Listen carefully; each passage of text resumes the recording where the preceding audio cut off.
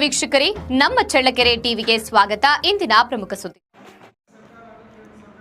ಅನಾದಿ ಕಾಲದಿಂದಲೂ ಸಮಾಜದ ಮೇಲ್ಪಂಕ್ತಿಯಲ್ಲಿರುವ ಜನರು ಧ್ವನಿಯಿಲ್ಲದ ಶೋಷಿತ ಆದಿವಾಸಿ ಬುಡಕಟ್ಟು ಸಂಸ್ಕೃತಿಯುಳ್ಳ ತಳಮಟ್ಟ ದೀನ ದಲಿತರ ಜನರನ್ನ ವ್ಯವಸ್ಥಿತವಾಗಿ ಶೋಷಣೆ ಮಾಡುತ್ತಿದ್ದು ಜಗಜ್ಜಾಹೀರಾಗಿದೆ ಎಂದು ಬೇಡರ ಕಣ್ಣಪ್ಪ ವಾಲ್ಮೀಕಿ ಬುಡಕಟ್ಟು ಶ್ರೀ ಮಹಾಭಿವೃದ್ಧಿ ಸಂಘದ ರಾಜ್ಯಾಧ್ಯಕ್ಷ ಡಾಕ್ಟರ್ ರಾಮರಾಜ್ ಆಕ್ರೋಶ ವ್ಯಕ್ತಪಡಿಸಿದ್ದಾರೆ. ಅವರು ನಗರ ಪ್ರವಾಸಿ ಮಂದಿರದಲ್ಲಿ ಸುದ್ದಿಗೋಷ್ಠಿ ನಡೆಸಿ ಸರ್ಕಾರದ ವಿರುದ್ಧ ವಾಗ್ದಾಳಿ ನಡೆಸಿದ್ದಾರೆ. ಡಾಕ್ಟರ್ ಬಾಬಾ ಸಾಹೇಬ್ ಅಂಬೇಡ್ಕರ್ ಅವರ ಹೋರಾಟದ ಫಲಶ್ರುತಿಯಾದಂತಹ ಮೀಸಲಾತಿಯನ್ನ ತನ್ನ ಜನರಿಗಾಗಿ ಸಂವಿಧಾನ ಬದ್ಧಗೊಳಿಸಿದ್ದಾರೆ. ಇವರಂತೆ ಅನೇಕ ಮಹನೀಯರು ಹೋರಾಟ ಮಾಡಿ ತಮ್ಮ ಜೀವನವನ್ನೇ ಮೀಸಲಾತಿಯ ಹೋರಾಟಕ್ಕಾಗಿ ಮೀಸಲಿಟ್ಟು ತಮ್ಮ ಮುಂದಿನ ಪೀಳಿಗೆಯನ್ನ ಸಮಾಜದ ನಿರ್ಮಾಣಕ್ಕಾಗಿ ಮೀಸಲಾತಿಯನ್ನ ಕಲ್ಪಿಸಿರುತ್ತಾರೆ.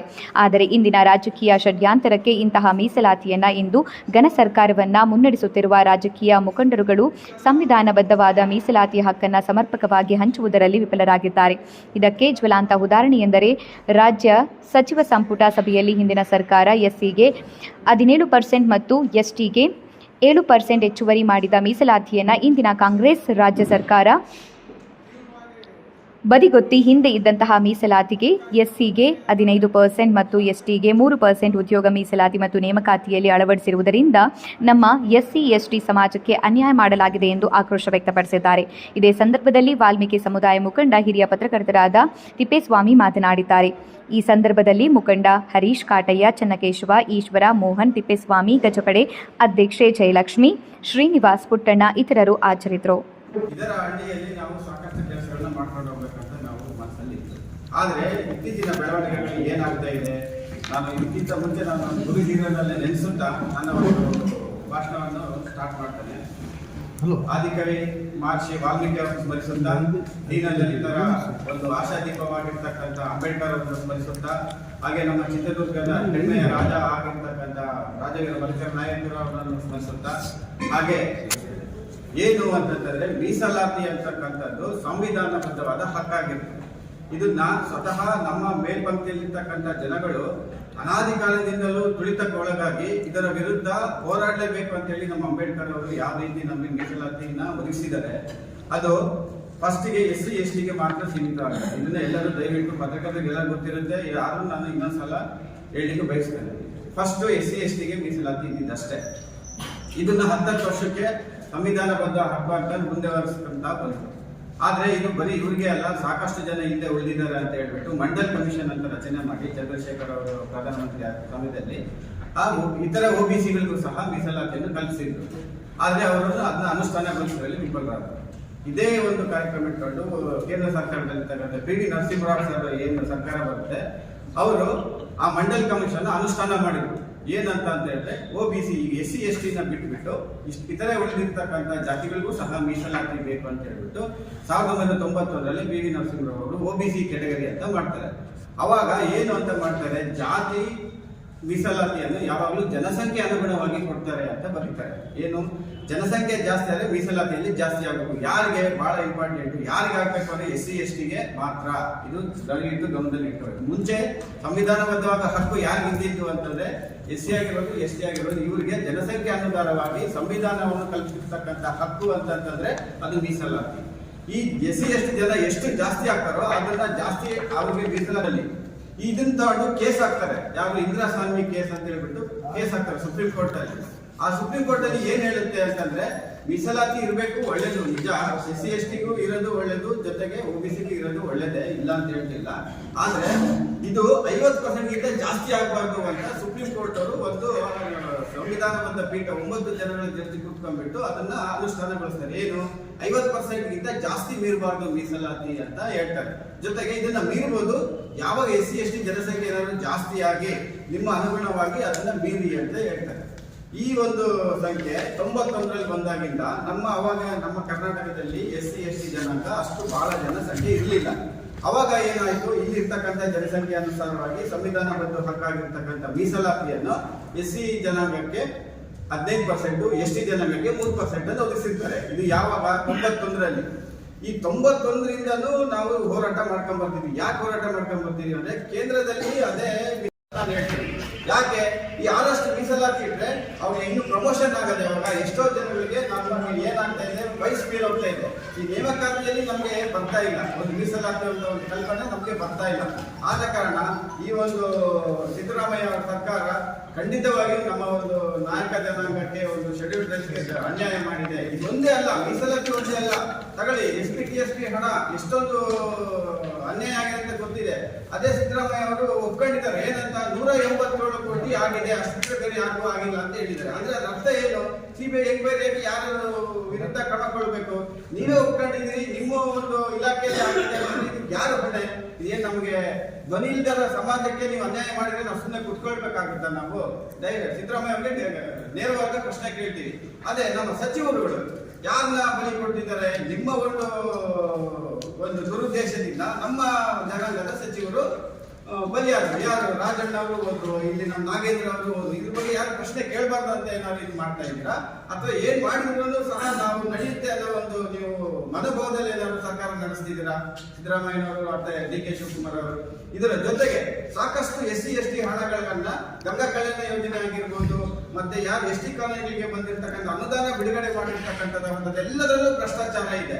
ಆದ್ರಿಂದ ನಾವು ಏನ್ ಹೇಳ್ತಿದೀವಿ, ಈ ಸಿದ್ದರಾಮಯ್ಯ ಸಾಹೇಬರು ಮತ್ತೆ ಎಲ್ಲ ನಮ್ಮ DK ಶಿವಕುಮಾರ್ ಅವರ ನೇತೃತ್ವದಲ್ಲಿ ನಮ್ಮ ಸಮಾಜದ ಜನರೇ ನಮ್ಮ ಶಾಸಕರುಗಳ ವಿರುದ್ಧ ಪ್ರತಿಭಟನೆಯನ್ನು ಮಾಡಿರ್ತಕ್ಕಂಥ ಪಿತೂರಿ ಏನಾದ್ರು ಮಾಡ್ತಾ ಇದೆಯಾ ಅಂತ ಅನುಮಾನ ಕಾಡ್ತಾ ಇದೆ ನನಗೆ. ಇದು ಬಹಳ ನನಗೆ ದುಃಖಕರವಾದ. ನೋಡಿ, ಈಗ ನಿನ್ನೆ ಏನ್ ಮಾಡಿದ್ವಿ, ನಮ್ಮದೇ ಜನಾಂಗದ ಶಾಸಕರು ನಾವೇ ಅವ್ರ ವಿರುದ್ಧ ಹೋರಾಟ ಮಾಡಂಗಾಯ್ತು. ಯಾಕಾಯ್ತು? ಇದೇ SC/STಗೆ ಅನುದಾನ ಬರ್ತಾ ಇಲ್ಲ, ಮತ್ತೆ ನಮ್ಗೆ ಯಾವುದೇ ರೀತಿ ಬೆನಿಫಿಟ್ ಸಿಗ್ತಾ ಇಲ್ಲ, ಮತ್ತೆ ನಮ್ಗೆ ಅಭಿವೃದ್ಧಿ ಕಾರ್ಯಕ್ರಮಗಳಾಗ್ತಾ ಇಲ್ಲ, ಸುಳ್ಳು ಜಾತಿ ಪ್ರಮಾಣ ಪತ್ರ. ಅಂದ್ರೆ ಇದನ್ನೆಲ್ಲ ನೋಡ್ತಾ ಇದ್ರೆ ನಮ್ಮ ಒಂದು SC/ST ಜನಾಂಗಕ್ಕೆ ಕಾಂಗ್ರೆಸ್ ಸರ್ಕಾರ ಅಂತಂದ್ರೆ ಬಹಳ ಭರಪೂರ ಭರವಸೆಗಳನ್ನು ಕೊಡ್ತದೆ ಅಂತ ಒಂದು ಇದಿದೆ, ಭ್ರಮೆ ಇದೆ. ಆದರೆ ಅದು ಭ್ರಮೆ ನಿಜ ಮಾಡಿದರಲ್ಲಿ ಸಿದ್ದರಾಮಯ್ಯ ಸರ್ಕಾರ ಅವರು ಅತ್ಯಂತ ಅನುಭವ ಇರ್ತಕ್ಕಂಥ ವ್ಯಕ್ತಿಗಳು ಸಹ ನಮ್ಗೆ ಈ ರೀತಿ ಮಾಡಿದ್ರೆ, ಅನ್ಯಾಯ ಮಾಡಿದ್ರೆ ಮುಂದಿನ ದಿನಗಳಲ್ಲಿ ನಾವು ಅತ್ಯಂತ ಉಗ್ರವಾದ ಹೋರಾಟವನ್ನು ಮಾಡ್ತೇವೆ. ನಮ್ಮ ಈ ಒಂದು ಬೇಡರ ಕಣ್ಣಪ್ಪ ವಾಲ್ಮೀಕಿ ಏನು ಬುಡಕಟ್ಟು ಕ್ಷೇಮಾಭಿವೃದ್ಧಿ ಸಂಘ ಅಂತಿದೆ, ಈ ಒಂದು ಸಂಘದ ಮುಖಾಂತರ ಪ್ರತಿ ಜಿಲ್ಲೆಗೂ, ಪ್ರತಿ ತಾಲೂಕಿಗೂ ಮತ್ತೆ ಪ್ರತಿಯೊಂದು ಶಾಸಕರಿಗೆ ಮನೆಗೆ ಹೋಗ್ಬಿಟ್ಟು ಅವರಿಗೆ ಈ ರೀತಿ ಆಗಿರ್ತಕ್ಕಂಥ ಅನ್ಯಾಯ ಮನೆಗಳಿಗೂ ಮುಂದಿನ ದಿನಗಳಲ್ಲಿ ಮಠಾಧೀಶರ ಒಂದು ಮಾರ್ಗದರ್ಶನದಲ್ಲಿ ಮತ್ತು ರಾಜಕೀಯ ಮುಖಂಡರ ಒಂದು ಮಾರ್ಗದರ್ಶನದಲ್ಲಿ ಮತ್ತು ನಮ್ಮ ಸಮಾಜದ ಎಲ್ಲಾ ಒಂದು ಕಳಕಳಿ ಇರ್ತಕ್ಕಂಥ ವ್ಯಕ್ತಿಗಳಲ್ಲಿ ಹೋಗಿ ಚರ್ಚೆ ಮಾಡಿ ನಾವು ಮುಂದಿನ ದಿನಗಳಲ್ಲಿ ಅತ್ಯಂತ ಉಗ್ರವಾದ ಹೋರಾಟವನ್ನು ಮಾಡ್ತೇವೆ. ನಮ್ಗೆ SC/STಗೆ ಏನು ಸಂವಿಧಾನಬದ್ಧವಾದ ಹಕ್ಕುಗಳು ಏನಿದಾವೆ ಅದನ್ನ ನೀವು ಕಲ್ಪಿಸಿಕೊಡ್ಲೇಬೇಕು. ಇಲ್ಲ ಅಂತಂದ್ರೆ ನಾವು ಉಗ್ರವಾದ ಹೋರಾಟ ಮಾಡ್ತೀವಿ. ಇನ್ನೂ ಒಂದು ಉದಾಹರಣೆ ಅಂತಂದ್ರೆ 50% ಮೀರ್ಬಾರ್ದು ಯಾರೋ ಒಬ್ರು ಒಂದು KAT ಅರ್ಜಿಗೆ ಹೋಗ್ತಾರೆ, ಅಂದ್ರೆ ಕರ್ನಾಟಕ ಅಡ್ಮಿನಿಸ್ಟ್ರೇಟಿವ್ ಟ್ರಿಬ್ಯುನಲ್ ಅಂತ ಇರುತ್ತೆ. ಅದು ಟ್ರಿಬ್ಯುನಲ್ಗೆ ಅರ್ಜಿ ಹಾಕಿದ ತಕ್ಷಣ ನಮ್ಮ ಮೀಸಲಾತಿ ನಿಲ್ಲಿಸ್ಬಿಟ್ಟು ಹೊಸ ರಿಕ್ರೂಟ್ಮೆಂಟ್ ಮಾಡ್ಕೊಳ್ತಿದ್ದಾರೆ. ಅಂದ್ರೆ ನಿಮ್ ಸರ್ಕಾರದಲ್ಲಿ ಅಡ್ವೊಕೇಟ್ ಜನರಲ್ ಇಲ್ವಾ? ಅವ್ರ ಕಾನೂನು ಪರಿಣಿತಿ ಇಲ್ವಾ? ಅವ್ರ ಕಾನೂನು ಬಗ್ಗೆ ತಿಳ್ಕೊಂಡಿಲ್ವಾ? ಅವ್ರು ಒಂದು ಅರ್ಜಿ ಹಾಕಿದ ತಕ್ಷಣನೇ ನೀವು ಅವ್ರಿಗೆ ನಮ್ಮ ಮೀಸಲಾತಿಯನ್ನು ನಿಲ್ಲಿಸಿ ಬೇರೆದು 50-50 ಮೀಸಲಾತಿ ಅನುಪಾತದಲ್ಲಿ ನೀವು ಕರೆಯೋದಾದ್ರೆ ನೀವು ಕಾನೂನು ಸಲಹೆಗಾರ ಅಂತ ಯಾಕೆ ಇಟ್ಕೊಂಡಿರೋದು? Advocate general is the duty to ask every questions related by all the issues. ನೀವು ಏನ್ ಮಾಡ್ತಾ ಇದ್ದೀರಿ? ಅಡ್ವೊಕೇಟ್ ಜನರಲ್ ಅವರು ಎಷ್ಟೊಂದು ಸಲಹೆಗಾರರು ಇರ್ತಾರೆ, ಅದನ್ನ ನೀವು ಹೋಗಿ ಕೋರ್ಟಲ್ಲಿ ಕೇಳಿ. ಇದು ನಮ್ಮ ಒಂದು ಸರ್ಕಾರನೇ ಅಲ್ಲ, ಕೇಂದ್ರ ಸರ್ಕಾರದ ಸಹ ಇದರಲ್ಲಿ ಪಾತ್ರ ಇದೆ. ಯಾಕೆ ಅಂತ ಹೇಳಿದ್ರೆ ಇದು ಯಾವುದೇ ರಾಜಕೀಯಾತೀತ ಒಂದು ಪತ್ರಿಕಾಗೋಷ್ಠಿ. ಕೇಂದ್ರ ಸರ್ಕಾರದವರು ಏನ್ ಮಾಡ್ತಾರೆ, ಈ 50% ರೀತಿ ನಮ್ಮ ಕರ್ನಾಟಕದಲ್ಲಿ ಹಾಕ್ಬಿಟ್ಟು ಸ್ಟೇ ಮಾಡಿದ್ದಾರೆ. ಆದ್ರೆ ಕೇಂದ್ರ ಸರ್ಕಾರದಲ್ಲಿ EWS ಅಂತ ಹೇಳ್ಬಿಟ್ಟು 10% ಮೀಸಲಾತಿಯಲ್ಲಿ ಹೆಚ್ಚು ಜನ ಕೊಟ್ಟಿದ್ರೆ ಇದು ಯಾವ ರೀತಿ ಸಾಧ್ಯ? ಕೇಂದ್ರ ಸರ್ಕಾರಕ್ಕೆ 60% ಇದೆ, ನಮ್ಮ ಸರ್ಕಾರದಲ್ಲಿ 50% ಇದೆ. ಇದು ಯಾವ ರೀತಿ ಸಾಧ್ಯ? ಇದರ ಜೊತೆಗೆ ತಮಿಳುನಾಡು ತಗೊಳ್ಳಿ, ಅಲ್ಲಿ 69% ರಿಸರ್ವೇಶನ್ ಇದೆ. ನಮ್ಮ ಪಕ್ಕದ ತಮಿಳುನಾಡಲ್ಲಿ ಯಾಕಿದೆ ಅಂತಂದ್ರೆ ಅವರು 69% ಮೀಸಲಾತಿ ಇದ್ರು ಆ ಒಂದು ಮೀಸಲಾತಿಯನ್ನು ಕೇಂದ್ರದ 9th ಶೆಡ್ಯೂಲ್ಸ್ಗೆ ಸೇರಿಸಿದ್ದಾರೆ. ಯಾರು ಸಂವಿಧಾನದಲ್ಲಿ ಇರ್ತಕ್ಕಂಥ 9ನೇ ಶೆಡ್ಯೂಲ್ ಅಲ್ಲಿ ಯಾವುದೇ ಒಂದು ಕಾನೂನನ್ನು ಅದಕ್ಕೆ ಸೇರಿಸಿದ್ರೆ ಅದು ಸುಪ್ರೀಂ ಕೋರ್ಟ್ ಸಹ ಅದರ ಬಗ್ಗೆ ಪುನರ್ ಪರಿಶೀಲನೆಗೆ ಬರುವುದಿಲ್ಲ.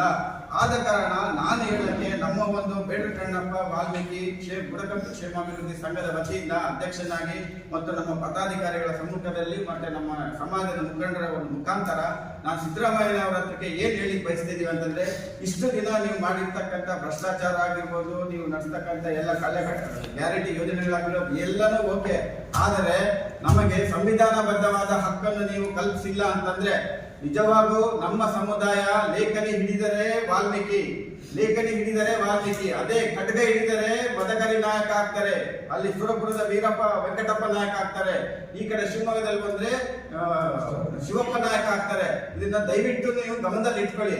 ಈ ರೀತಿ ನಮ್ಗೆ ಏನಾದ್ರು ಅನ್ಯಾಯ ಆಗಿದ್ದೆ ಆದ್ರೆ, ಮುಂದಿನ ದಿನಗಳಲ್ಲಿ ಅನ್ಯಾಯ ಆಗಿದ್ದೆ ಆದ್ರೆ ನೀವು ದಯವಿಟ್ಟು ನಿಮ್ಗೆ ಆಗೋದಿಲ್ವಾ, ಮೀಸಲಾತಿನ ಅನುಷ್ಠಾನಗೊಳಿಸಕ್ಕಾಗಲ್ವಾ, ಬಿಟ್ಕೊಡಿ. ಯಾರಿಗಾದ್ರೂ ಬೇರೆಯವರು ಬಂದು ಮಾಡ್ತಾರೆ, ಕಾಯ್ತಾ ಇದಾರಲ್ಲ ನಿಮ್ ಚೇರ್ಗೋಸ್ಕರನೇ ಬೇರೆಯವರು, ಅವ್ರ ಕೈಲಿ ಆಗುತ್ತಿಲ್ಲ ನೋಡೇ ಬಿಡೋಣ.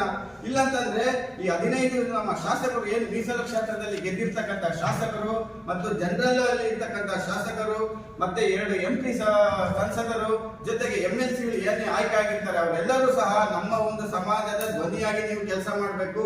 ಇಲ್ಲ ಅಂತಂದ್ರೆ ಮುಂದೆ ಬರ್ತಕ್ಕಂಥ ಚುನಾವಣೆಗಳಲ್ಲಿ ನಮ್ಮ ಸಮುದಾಯದ ಎಲ್ಲಾ ರೀತಿ ಯಾವ ರೀತಿ ಜನಪ್ರತಿನಿಧಿಗಳು ನಡ್ಕೋಬೇಕು, ನಿಮ್ಮ ಆಚಾರ ವಿಚಾರ, ನಿಮ್ಮ ನಡೆ ಏನು, ಈ ಸಮಾಜಕ್ಕೆ ಕೊಡುಗೆ ಏನು ಅನ್ನೋದನ್ನ ಎಲ್ಲ ಸೂಕ್ಷ್ಮವಾಗಿ ಗಮನಿಸ್ತಾ ಇದ್ದೀವಿ.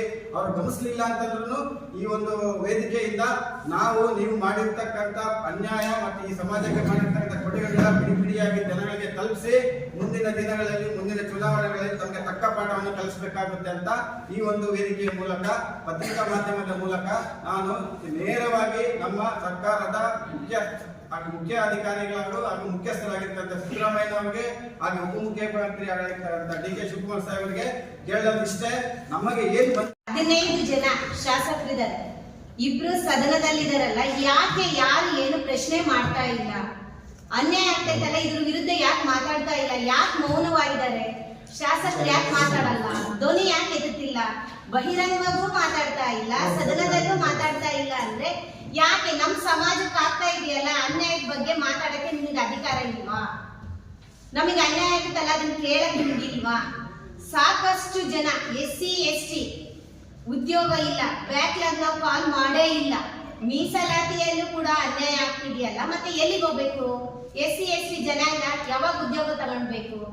ಯಾರಿಗೆ ಅನ್ಯಾಯ ಆಗುತ್ತೆ ಅವರೇ ಮಾತಾಡ್ಬೇಕು, ಬೇರೆ ಯಾರು ಮಾತಾಡಂಗಿಲ್ಲ. ಹಂಗಾದ್ರೆ ಸಂಬಂಧನೇ ಇಲ್ಲ ಶಾಸಕರಿಗೆ.